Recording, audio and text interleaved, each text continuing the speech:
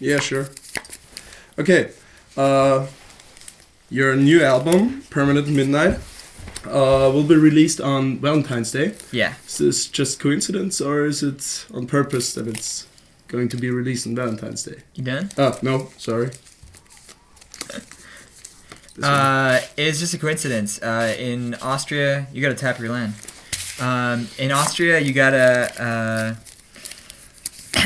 you have to release on a Friday. In Austria and in Germany. So the next available date after having moved it so many times was this Friday. So that's what I had to do. This is gonna be tough doing this interview. It's really complicated. Okay, I will.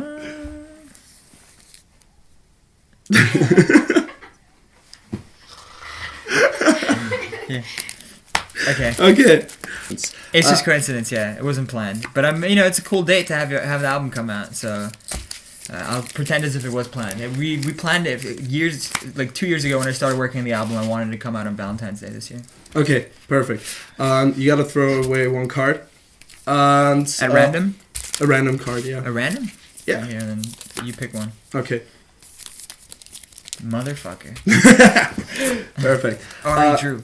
Okay, what do we got? Yeah, and it's the first record with a label. Why did you sign it with Warner? I mean, your career went perfect. Yeah, and then it all went downhill. The reason I signed with Warner was go. Okay. No, I started my own label called Major Label, and then we sold the exclusive rights for different territories to mostly Warner labels. So I'm at Atlantic Records in the UK, I'm at Warner in Germany, Switzerland, Austria, I'm at Warner in France, and I just signed to Warner in Asia as well. And so, I wanted to work on bigger projects, and I needed the resources to have those projects financed. And so, to me, I always wanted to go to a label, and I took my time in sort of finding the right one. And when we met up with the Warners in Germany, the head of Downbeat, Norbert, he came to New York to come visit me and come talk to me. I met them in Germany. I met all the other majors in Germany as well, but they really understood the project and they stood behind it 100%, so it was cool. And how much do you still decide when it comes to your art? Oh, nothing. Basically, they just tell me what to do, and then, Norbert will write down some lyrics. He'll send me the lyrics. And then, no, I do everything. Okay, I'm gonna play the next card. You gotta throw away 2 cards. Oh yeah, now I am. I can pick. Yeah, you can pick. You can choose. Oh, I'm fucked. I'm so screwed now. Okay, I'll throw away 2 lands. And I'll attack you. I'm on 19. End of the turn. I'll sacrifice this and draw a card. Okay. It's not really helping. Okay, so now draw another one. Okay. And bam. Yeah, videos still look like the old ones. So, do you still direct them, or do you have different directors? I've always everything that I do, I keep a very close eye on. There's nothing that's really out of my hands. There's never been anything where I'm like, oh yeah, you just do that, and then we'll post it once you're done with it. And videos, I think, are crucial, and so I've always been interested in it. The person who's sitting over here, you get a shot of him. Max Papadop was sort of he's the person that sort of taught me everything I know about video and how to edit, and I've always enjoyed it very much. It's a different art form that I find very interesting, and it's something I want to learn to do better and spend more time with. And Permanent Midnight has very different styles. For example, the Get It Right, and especially that's how much typical Left Boy sounds. Are they? I don't know. Yeah, I think so. But 10 a.m. is completely new. It's a ballad. Is it? I don't know. Yeah, I don't know what it is. So, 10 a.m. is also like sort of a rap song. I mean, the more ballady songs. Turn this thing. You draw a card. Okay. Land, nice. I don't know. I feel like everything I've done has always been sort of a mix of. Who wrote 10 a.m.? I write everything. You write everything. Norbert wrote it. No, I write everything. Okay. Here. Show your hand. Throw it away. Okay. Wait, no, it's not an artifact. It needs to be an artifact? Yeah. Oh, what a terrible card. Yeah. Why do you have this card in your deck? Artifact. Yeah, because it's like a sideboard card. Yeah. I know. Okay, then I can't play anything. Go. Okay. It's always been a mix of everything. I mean, when I had 3,000 Fans, Everything Flows came out, sort of, and now it's on the album because it never officially came out. But I've always made sure that I could try out whatever I wanted to, and I didn't have to box myself in. I made sure that no one can ever put me in sort of a box or put a label on it. I don't describe what I do as hip hop. I don't describe it as pop. I don't describe it as anything. Okay. I just mix and match anything that I like. I play around with music and sounds, and I consider myself more of like a music explorer than anything else because I just enjoy all sorts of music. I'm a huge music fan. Okay. So 10 a.m. is probably my favorite track on the album. It's good. Yeah. I think it's probably the best song that I've ever written personally. And I don't know. It's just I think it fits to the album. It talks about the frustration of the process of the album. That's what 10 a.m. is sort of about. Mm-hmm. You're gonna rape me in the ass right now. Yeah. 16. This guy's haste? No, it has not. No, I'm not attacking. Yeah, he's trying to cheat me over here. Yeah, 16. And now instant, so you can throw away this card. Oh. And since you had to throw away one card, you lose 2 points. So you're on 14. How are we playing the same deck and you're just butt raping me? I'm not sure if I. Well, I'm used to this deck. Oh, I just drew the same freaking artifact card again. I'm just gonna play with an open hand to just show you how miserable I am right now. Okay. 11. I'm on 11. Yeah. Okay. Okay. Do I have to discard a card every single time you hit me? Yeah, but. So I'm on. Oh, yeah. 4. So you're on 4. I'm gonna mana burn myself for 4. Okay. No, go. I don't give up. Okay. Wait. Let's untap this. Okay. And is there an Austrian musician you would want to work with? I'd like to work with Dorian Concept. Reached out to him through this bitch that fucking hates me. And I think that she might have ruined my chances of ever working with him. But you're on 1. I'm on 1. Yeah. I'm still alive. Okay. I'm gonna let you. I don't know what's gonna happen. Everything is open at this point. Okay. That's it. I'd like to work with Dorian Concept. I'd like to work with the Vienna Philharmonics. That'd be cool. Mm-hmm. I'd like to work with Falco if he was still alive. He's freaking amazing. I think everyone would like to do that. Yeah, I don't know. Dorian Concept's sort of like the coolest. Okay. Most interesting character in the Austrian music scene. I mean, everyone else that I want to work with, I'm working with anyways. Like my friend Miracle or, James Hersey, who's one of my good friends. Yeah. Okay. And it is the first time that your fans have to pay for your music. Will there be any free music in the future for your fans? It's always going to be a combination of both. You know, there's songs that don't necessarily fit into what I'm thinking of for an album, which will come out for free or as a little mix of songs on a mixtape.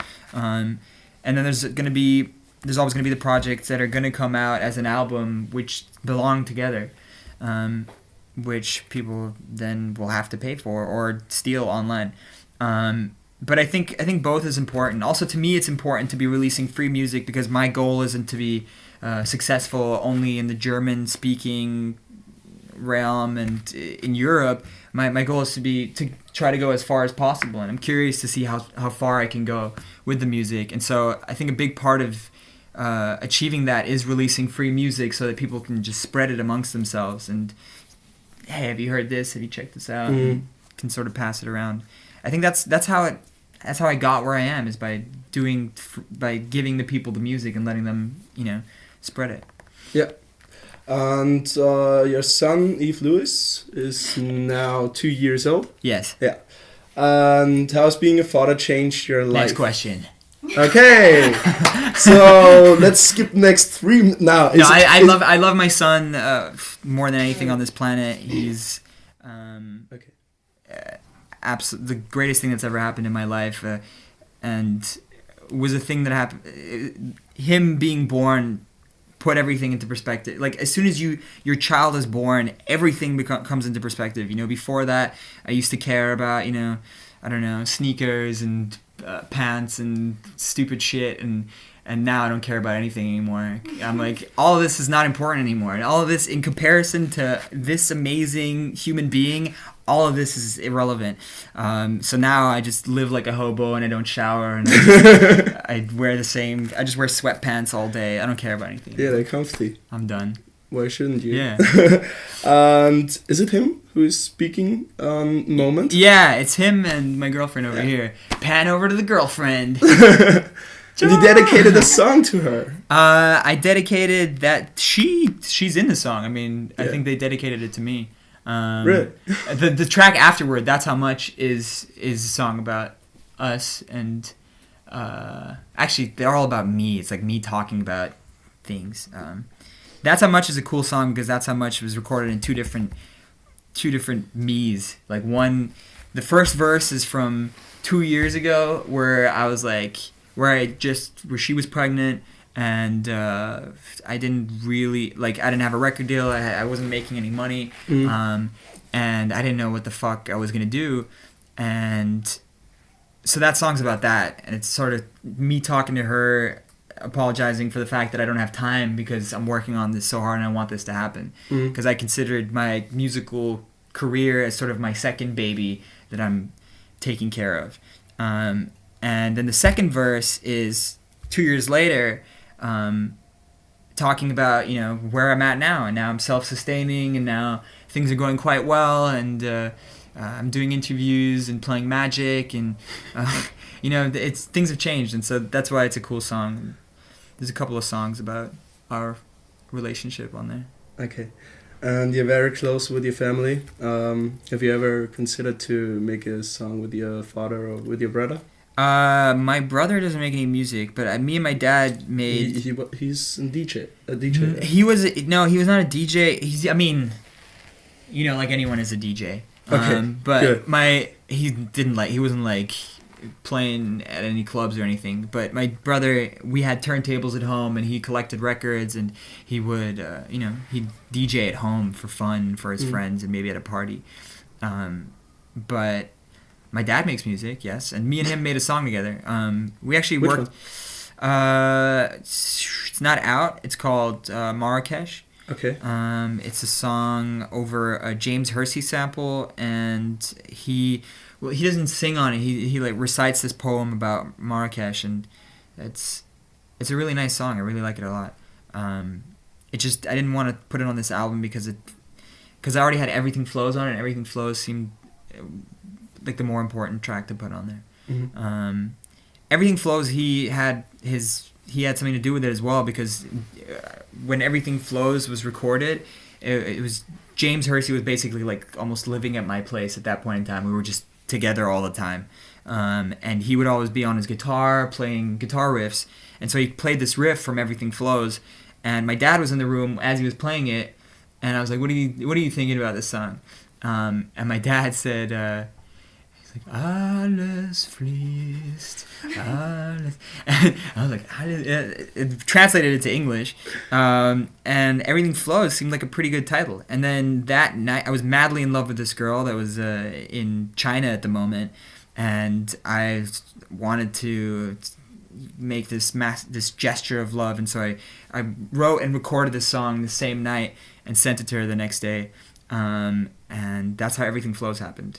And that's my dad's participation in that song, yeah. Okay, cool. And 3 of your songs are in the Austrian charts right now. Not anymore. Not anymore? Oh, God. By the time this interview is out, all of them will be at number 1. simultaneously. Yeah, of course. So, do you think that the Austrian fans are the most loyal fans? I don't know. I think they're. I mean, the Viennese. I have a huge fan base in Vienna, and I think they're definitely some of the most loyal fans. They're the craziest fans. Like, you know, I have people like following me around the city sometimes, and like waiting in front of my house when I leave the house in the morning. So it's cool. They're awesome. Okay.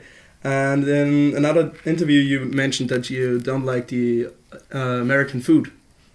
I don't dislike American food. Okay. No, I'm talking. People ask me, so what's better about Austria? Yeah, I know.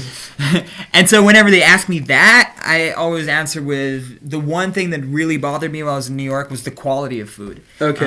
That, you know, like you eat, like just eating a potato is just not as good over there. Or carrots. Carrots suck in this. You don't want to eat carrots over there. What was most disgusting? It's just bad. It's just bad. Like, I don't know. Everything is just... Quality of food is just a million times better in Vienna. Because we have that real organic farm, not genetically engineered McDonald's bullshit food. Okay. Perfect. Thank you very much. That's it? Oh, okay. All right. Sum it up. Yeah. America sucks. Okay, perfect. Thank you. Cool, thank you. I won the game, by the way. You guys picked it up.